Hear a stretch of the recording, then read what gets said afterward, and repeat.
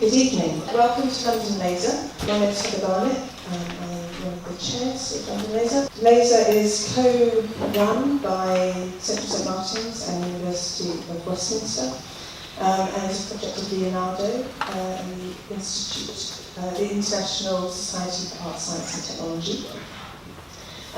I'm going to introduce tonight's event, tell you a little bit about the Laser organisation and introduce our speakers.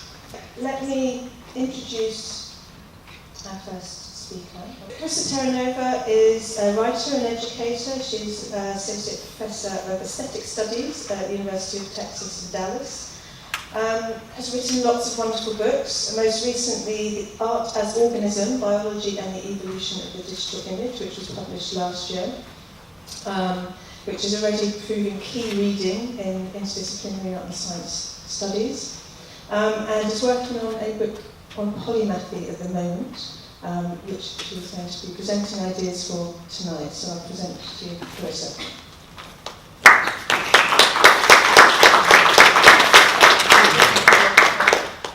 So I'd like to thank you all for coming tonight, and thanks to Heather for inviting me.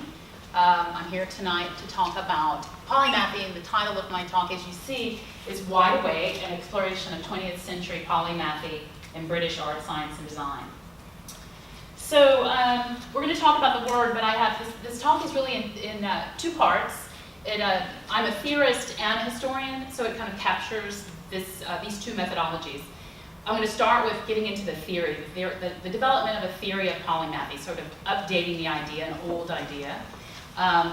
And then, so it's kind of a top-down approach. And then secondly, I'm going to turn to the project that has generated this theoretical project, the development of a theory, comes actually secondly from a historical, a research and archive-based project that brings me happily over to the UK often. So part one, I wanted to define the term. Polymathy or polymath is basically somebody characterized or the practice of having extensive or varied learning. Usually it's somebody who comes from the disparate fields, really, art and science or the humanities and science. But I thought I would also give the definition of Wikipedia, that democratic source. So according to Wikipedia, a polymath is a person whose expertise spans a significant number of different subject areas. Such a person is known to draw on complex bodies of knowledge to solve specific problems. So I like the idea of problem solving. Now, one of the problems in writing a book about polymathy is to do research, there's not a lot of extant theories or histories of polymathy. There's this one book from 2005 that does give us some sense of what the word means and what to do with it. I'm not entirely in agreement with it, but it's a starting point. And this excerpt is somewhat useful. So, Damien Broderick in Ferocious Minds, Polymathy and the New Enlightenment from 2005, tells us that we're seeing a recovery of the Faustian hunger to know everything that can be known. It is precisely this Enlightenment appetite, of course, which alarms some people, and the pace only quickens. There is a term for that hunger's goal, polymathy. You do not have to be a universal genius or a Renaissance man or woman to be a polymath. And I like that. That's what I like. Although obviously it would help. All that's required is an informed enthusiasm for more than one narrow field of knowledge or expertise, framed by a capacity to gain a certain measure of competence in several realms that might seem distant from one another. So I want to take from this the kind of democratic nature of it, that anybody can be a polymath because our brains are so plastic. But I want to leave behind, actually, Enlightenment. I don't want to leave behind the texts of Enlightenment because I like them all and I've read them all. But the sort of overarching idea is so fraught and freighted with colonialism and empire and things like slavery. I don't think it's something that I really want to build my idea of polymathy on, the theory. So these are the no's and the yeses and how I'm thinking, because it's really a new idea for me. So no to calls for a return to better times. That, of course, we see a whole campaign and presidency built on that idea. That's a great problem in the United States. And to teleological triumphalist narratives, right? No to that. But yes to exploration across fields, standing on the shoulders of giants and following the lead of others. Yes to pragmatism, function, practice and what Donna Haraway called situated knowledges. And this is the formation that's recently taken after a really rich weekend in Dundee, celebrating Darcie Thompson's On Growth and Form just this last weekend. I want to work towards a feminist polymathy. That really captures the needs of the 21st century, a diverse demography of people, and feminism and women in the kind of parity of men and women works for everybody, not just women alone, but it works for men as well, and people of all colors and creeds. So toward a feminist polymathy, or as Helen Longino would have it, doing polymathy as a feminist. So I love this idea. It makes me want to get out of bed in the morning. But so examples of polymathy for me personally. So I'm a writer and a curator and a theorist and educator. So I don't make art, but I can cite examples that are polymathic to me. And so very generative are the anthologies. They're both anthologies, actually. So this is a series of 6 anthologies that I'm building, that came out of my last book. I wrote about them, and I'm building the next book out from these anthologies. So György Kempes was a Hungarian-American light artist and curator who spent most of his career at MIT and started the Center for Advanced Visual Studies in 1967. But he really is sort of part of a diasporic Bauhaus, sort of a longer history of the Bauhaus after Germany. And he was really good at putting together anthologies that brought together artists, art historians, psychologists, physicists, biologists, embryologists, what has been for most of us peculiar array of people. But I want to take away part of that peculiarity so we can give language to it. So one of the ways you can think of it is in terms of a feminist polymathy or a polymathy. And then this book on the right, which I love, and it's free. You can get a PDF of this online. I advise you all to get it. I liked it so much I bought it. Heather Davis and Etienne Turpin's Art in the Anthropocene, Encounters Among Aesthetics, Politics, Environments, and Epistemologies. So to me, it's an anthology. It's another example of polymathy. I'm using it in my PhD seminar back in Dallas called Planet of the Apes, Art, Design, and the Anthropocene. It's got all kinds of essays and lots of ideas about math and art, for example. So another bringing together of disparate fields, transdisciplinary action. Okay, so those are good examples in my life. But I want to get into the word and where this idea of wide awake comes from. So I'm on my way there, but before we can get there, I want to just talk about the basic etymology of the word. So it's the combination of 2 Greek terms, poly for many or much, and math, manthanine, to learn, which comes from this deeper root, older root, Proto-Indo-European mendh, to learn. And this is kind of a fascinating term that bodies forth a genealogy of other words that are related. And this is where I get the wide awake idea. So related to mendh, or what also comes out of mendh, not only math, but the Greek mentheri, to care, which I love. Manthanine, again, to learn. Mathema, science, knowledge, mathematical knowledge. The Lithuanian mandras, wide awake, which is where I've taken my title from. Slavonic, madru, wise or sage. Gothic, mundonsis, to look at, and the German munter, there's that idea of awake or lively. So I like this idea because I have to say I empathize with it, because my relationship to reading as an art historian about biology, biologists, genetics and epigenetics in particular, makes me feel wide awake. So I latched onto that when I saw it. So that's where we get the idea of wide awake from. So another place to look for building a theory of polymathy is to past polymaths. So who are some of our past polymaths? I think you probably know some of them. Hypatia of Alexandria, a woman from antiquity, from the 4th and 5th century Common Era, so the end of antiquity, sort of the beginning of the Middle Ages. And here we see her painted wonderfully in Raphael's The School of Athens. So she was not so much a philosopher, but a mathematician and an astronomer, so an early scientist, and a pagan. And she was living, of course, in a time of religious strife and was murdered, unfortunately, by a bunch of Christian zealots. So I like her paganism, and I like her ability to be a philosopher and an artist, and a scientist, right? This combining of disparate fields. Then there's, of course, Leonardo da Vinci, who did many things. So we see drawings here that show his broad expertise expertise in many fields, right? Anatomy, the skeleton on the right, and also just depicting kind of portraiture on the left, and then a man swimming with a kind of almost mechanical device from the 1400s. And then the reason why I've actually come, one of the reasons why I've come across the ocean to the United Kingdom, Darcie Tom Thompson, who was a kind of Victorian polymath of sorts, both a classicist and a zoologist from Scotland, who this year we are celebrating the 100th anniversary, the centenary of On Growth and Form, a book he wrote. Really, it's kind of a work of literature, but it's also a work of science.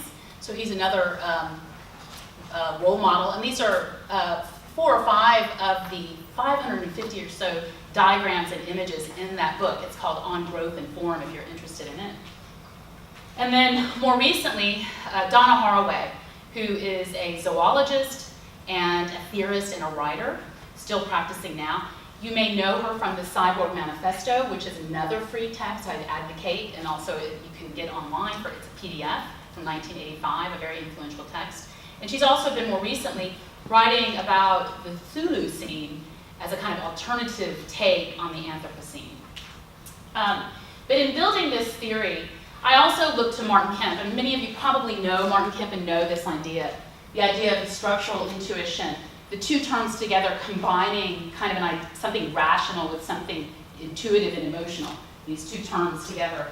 He tells us the interplay of structure and intuition that I'm positing is like the notion of imagination, intricate and neurologically complex, involving the teeming and fluctuating interaction of many mental modes. So not only is it a combining of disparate fields, but a kind of recognition of the idea or the fact, the potential fact that intuition is rational at times. So this is an idea I developed in my first book called Automotive Prosthetic. It's about the car and conceptual art and cybernetic theory. And in that book, I called it the haptic unconscious, so tactility and the unconscious as kind of a rational mode of gaining knowledge and understanding the world.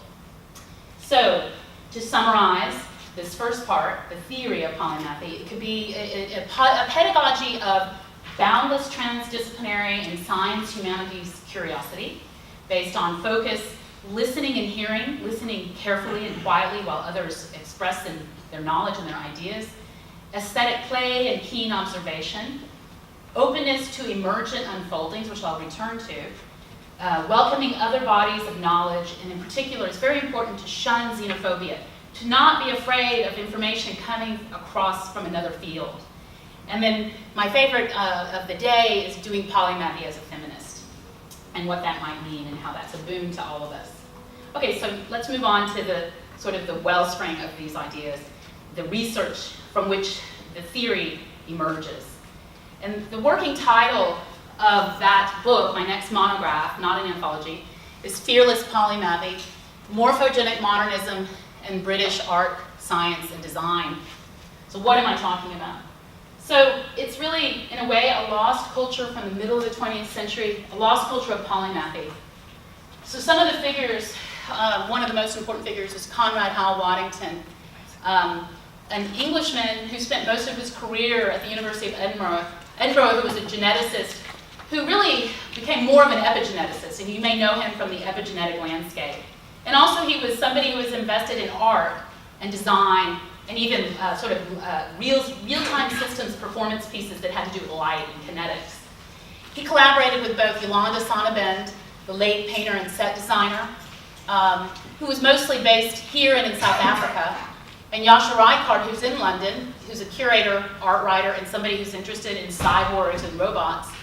Other figures that interact with Conrad Waddington as part of the theoretical biology club that coalesced in Cambridge in the 1930s. We have Joseph Woodger, who's in this picture, a theoretical biologist. You've probably heard of Joseph Needham, the embryologist and sinologist, who actually named the journal Leonardo, right? So he will come to play. He will be present in the first chapter as well as in later chapters, because this book will kind of pave the path or disinter the path that led to the creation of Leonardo as part of the story. So again, what is this story about? I'm going to unpack it just briefly a little bit more.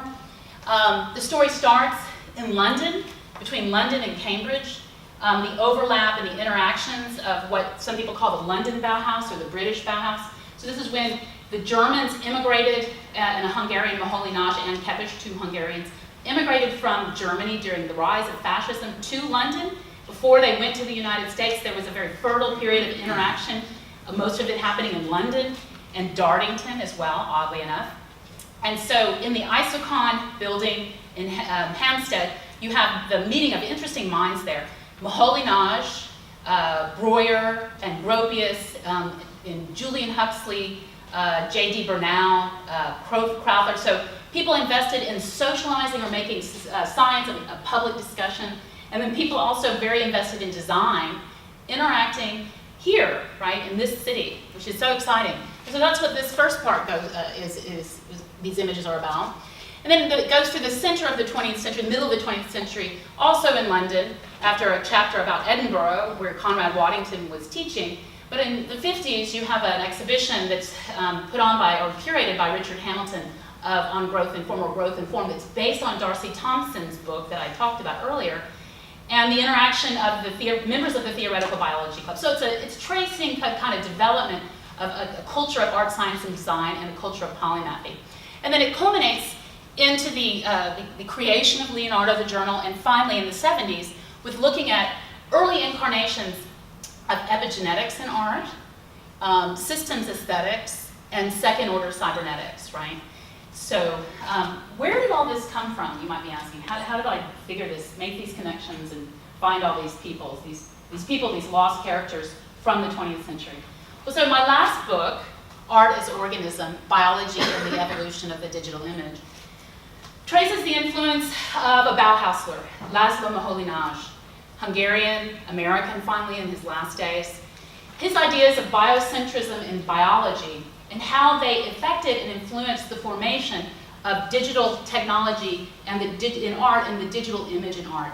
So the way Moholy-Nagy's ideas kind of passed on to Kepes at his death in 1946, and then Kepes would carry on these ideas and spread them through his teaching at MIT and his curating at MIT. And so that's what that book's about. But chapter 2 in particular focuses on Kepes and these British scientists, because they appear, oddly enough, in the books I mentioned earlier, in the first part of my talk. So these 6 books, as I said, have an interesting and, if not peculiar, combination of writers. Some of them are the figures that are here doing science: Conrad Waddington, Joseph Needham, Ludwig von Bertalanffy, the Austrian theoretical biologist. So I discovered these books. I write about them in the chapter 2 of the last book I wrote, and I didn't understand where they came from. So what, in a nutshell, the last book and the next book are about is, again, a diasporic Bauhaus, like the spreading of the Bauhaus ideas and what happens to them when they leave Germany and they kind of get rooted or planted in another geography. So the book I wrote, Art as Organism, looks at that transformation and that kind of efflorescence in the United States in the 20th century. And this one follows a similar trajectory in the United Kingdom, looking at the influences of Bauhaus ideas and interactivities with a series of scientists that were coming through town from Cambridge or here in London in the 1930s, because it generated kind of a whole culture and set of friendships that lasted throughout the 20th century into the late 1970s, basically. So I'm tracing that story, and I owe it to Kepes and his books for really being the germinal, the source, the kind of kernel of it all. So there's another word I use in the subtitle, morphogenic modernism and morphogenic form. And so this is a word I'm using to describe form that is biological or embryological in sort of model, in its model. But it's a kind of art form. How do we understand an art form and its kind of generative qualities and how it does things that are unexpected? And I'll show you some examples of that. So it has emergent qualities. Now, where am I looking for this idea? Some of the places, or one of the places I'm looking. So it's a combination of art, science, and design, and it describes emergent unfoldings. But in particular, as I talk about in the book, second book, Art as Organism, it is a philosophy of organism partially rooted in the philosopher Alfred North Whitehead. Because the members of the Theoretical Biology Club that are interacting in the 30s with the people at the Bauhaus were very close readers of Whitehead. So Conrad Waddington, the geneticist, when he was in his 20s, wrote a beautiful essay about whitehead, right?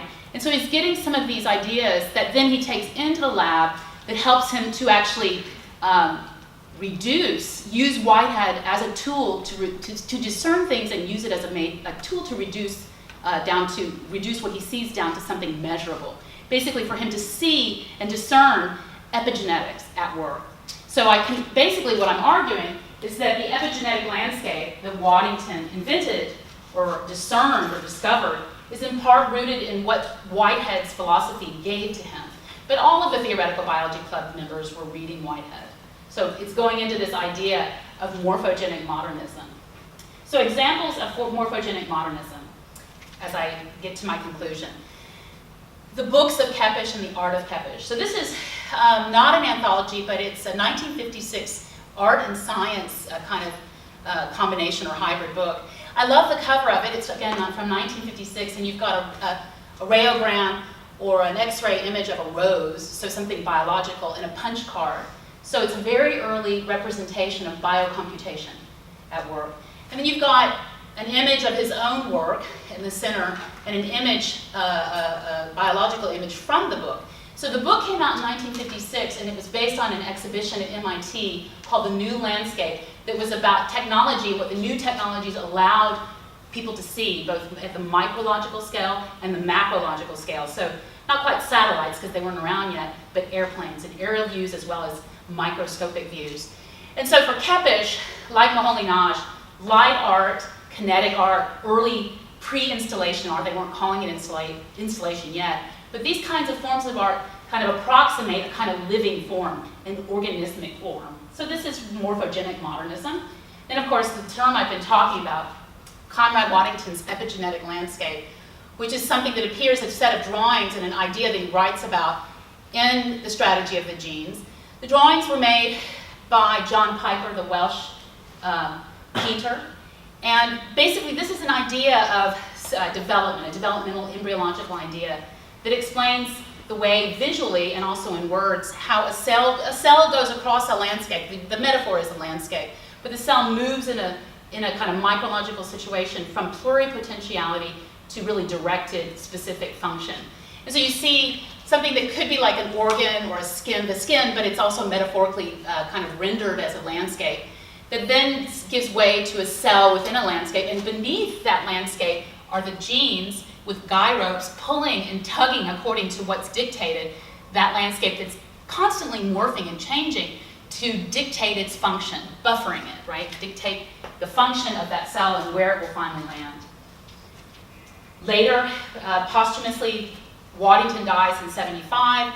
77, a book comes out after he dies with drawings and based on some paintings that were collaboratively made by Yolanda Sonnabend and Waddington. The illustrations for his book, Tools for Thought, How to Understand and Apply the Latest Scientific Techniques of Problem Solving. So these are two drawings that appear, one based on the genetics and one from Peter Medawar that's rooted in Darcie Thompson's transformation grids. Just a kind of a descriptive image showing growth and change. And finally, another example of morphogenic modernism is the interactive brain-like project or artwork by cybernetician Gordon Mass called Colloquy of Mobiles. So you see these hanging components that they interact with each other, they move with each other, not automated actually, interactively like a brain, according to sensors, with mirrors reacting to light, but also they interacted with viewers who would walk in the middle of the pieces. And it's based on Marcel Duchamp's Broken Glass, which is also exciting, adding an extra layer. And so this piece showed at the Cybernetic Serendipity in 1968 here in this city, curated by Yasha Reichardt. So that about wraps it up, the two sides of polymathy, one very theoretical, and then one rooted in historical archival research. And the book hopefully will have the same title, Fearless Polymathy, Morphogenic Modernism in British Art, Science, and Design. Thanks so much for listening. I hope to get some questions from you.